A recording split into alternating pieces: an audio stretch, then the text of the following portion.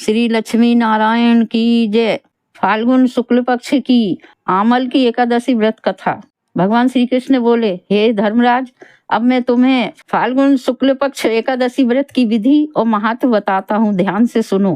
त्रेता युग में एक दिन महान राजा मानधाता ने वशिष्ठ जी से पूछा कि हे द्विजश्रेष्ठ, यदि आपकी मुझ पर कृपा दृष्टि हो तो किसी ऐसे व्रत को बताइए जिसको करने से मेरा कल्याण हो सके। महर्षि वशिष्ठ बोले, हे राजन, मैं तुम्हें सब व्रतों से उत्तम और अंत में मोक्ष देने वाले आमल की एकादशी के व्रत का वर्णन करता हूँ। यह एकादशी फाल्गुन मास के शुक्ल पक्ष में होती है। इस पवित्र व्रत के करने से समस्त पाप नष्ट हो जाते हैं। इसका पुण्य 1000 गोदान के फल के बराबर होता है तथा इस व्रत को करने वाले अंत समय विष्णु लोक को जाते हैं। अब मैं आपसे एक पौराणिक कथा कहता हूँ, ध्यान पूर्वक सुनिए।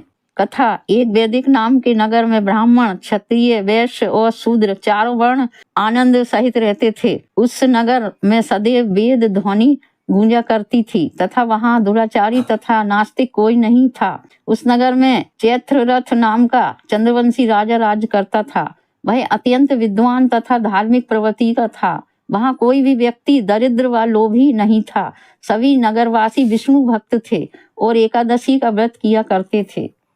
एक समय फाल्गुन मास के शुक्ल पक्ष की आमल नामक एकादशी आई। उस दिन राजा, प्रजा तथा बाल वृद्ध सबने हर्षपूर्वक उस एकादशी का व्रत किया। राजा अपनी प्रजा के साथ मंदिर में जाकर पूर्ण कुंभ स्थापित करके धूप, दीप, नैवेद्य, पंचरत्न आदि से धात्री का पूजन करने लगे और इस प्रकार स्तुति करने लगे, हे धात्री, तुम ब्रह्म स्वरूप हो, तुम ब्रह्मा जी द्वारा उत्पन्न हो और समस्त पापों को नष्ट करने वाले हो, तुमको नमस्कार है।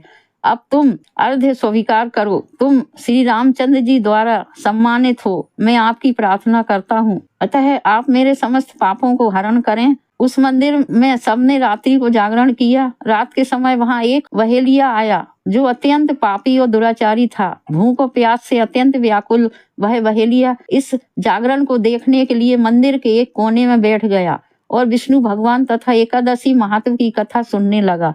इस प्रकार अन्य मनुष्यों की भांति उसने भी सारी रात जागकर बिता दी। प्रातः काल होते ही सब लोग अपने अपने घर चले गए तो वहेलिया भी अपने घर चला गया। कुछ समय बीतने के पश्चात उस वहेलिया की मृत्यु हो गई, मगर उस आमल की एकादशी के व्रत तथा जागरण से उसने राजा विदुरथ के घर जन्म लिया और उसका नाम वसुरथ रखा गया। युवा होने पर वह चतुरंगनी सेना के सहित धन धान्य से युक्त होकर 10,000 ग्रामों का पालन करने लगा। वह तेज में सूर्य के, कांति में चंद्रमा के, वीरता में भगवान विष्णु के और क्षमा में पृथ्वी के समान था। वह अत्यंत धार्मिक, सत्यवादी, कर्मवीर एवं विष्णु भक्त था। एक दिन वह शिकार खेलने के लिए गया। देव योग से वह मार्ग भूल गया और उसी वन में एक वृक्ष के नीचे सो गया। थोड़ी देर बाद पहाड़ी म्लेच्छ वहां पर आ गए और राजा को अकेला देख मारो मारो शब्द कहते हुए राजा पर टूट पड़े। वह म्लेच्छ कहने लगे, इस दुष्ट राजा ने हमारे माता पिता, पुत्र, पौत्र आदि अनेक संबंधियों को मारा है, अतः इसको अवश्य मारना चाहिए। ऐसा कहकर वे म्लेच्छ उस राजा पर अनेक प्रकार के अस्त्र शस्त्र से प्रहार करने लगे।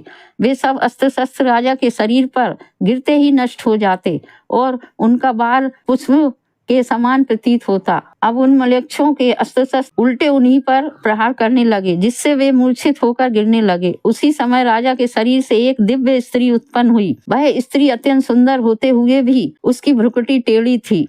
उसकी आंखों से लाल लाल अग्नि निकल रही थी, जिससे वह स्वयं महाकाली के समान प्रतीत होती थी। वह स्त्री म्लेच्छों को मारने दौड़ी और थोड़ी ही देर में उसने सब म्लेच्छों को काल के गाल में पहुंचा दिया। जब राजा सोकर उठा तो म्लेच्छों को मरा हुआ देखकर सोचने लगा, इन शत्रुओं को किसने मारा है? इस वन में मेरा कौन हितैषी रहता है? राजा ऐसा विचार कर ही रहा था कि आकाशवाणी हुई, हे राजा, इस संसार में विष्णु भगवान के अतिरिक्त कौन तेरी रक्षा कर सकता है? इस आकाशवाणी को सुनकर राजा अपने राज्य में आ गया और सुखपूर्वक राज्य करने लगा। महर्षि वशिष्ठ बोले, हे राजन, यह आमल की एकादशी के व्रत का प्रभाव था। जो मनुष्य इस आमल की एकादशी का व्रत करते हैं वे प्रत्येक कार्य में सफल होते हैं और अंत में विष्णु लोक को जाते हैं।